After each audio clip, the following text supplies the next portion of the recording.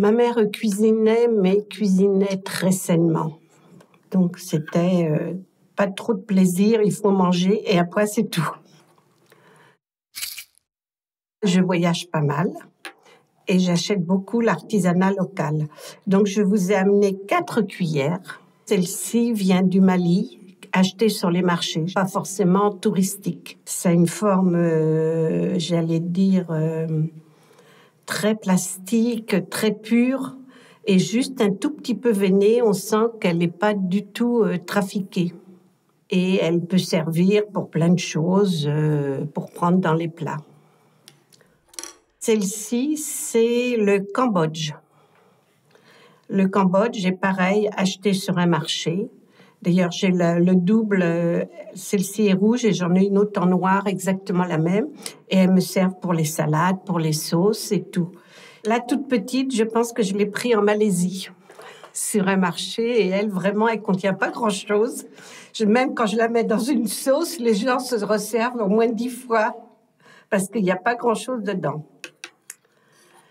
Et la dernière, je pense que je l'ai réachetée à Saint-Pétersbourg parce que j'avais depuis très longtemps des cuillères russes qui ont cassé à force de servir et d'être lavées.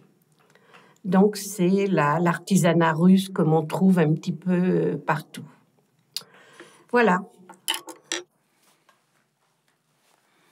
Je crois que la cuisine ne m'intéresse pas.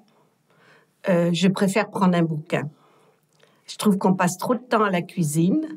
Alors, j'aime bien avoir des amis ou des copains chez moi, mais j'ai pas envie de passer 4 heures à cuisiner. Donc, je vais au plus vite. J'essaye d'avoir des bons produits, de mettre, en ce moment, c'est des salades, betteraves, œufs durs, asperges, du melon en morceaux, des champignons. Mais il n'y a pas de recherche vraiment culinaire. Par contre, bon, si vous voulez une anecdote, j'ai vécu comme routarde 1 an et demi en Amérique du Sud. Et donc, du coup, j'avais des fois envie de retrouver des plats français. Et avec les carpes saumonées du lac Titicaca, je les farcissais comme les dorades. Avec de la mie de pain, des oignons. Et c'est vraiment bon. C'est très typique de ma région, de farcir les dorades pour les mettre au four. Mais là, vous voyez, il faut que ce soit 1 an et demi séparé de tout plat français pour que je me lance.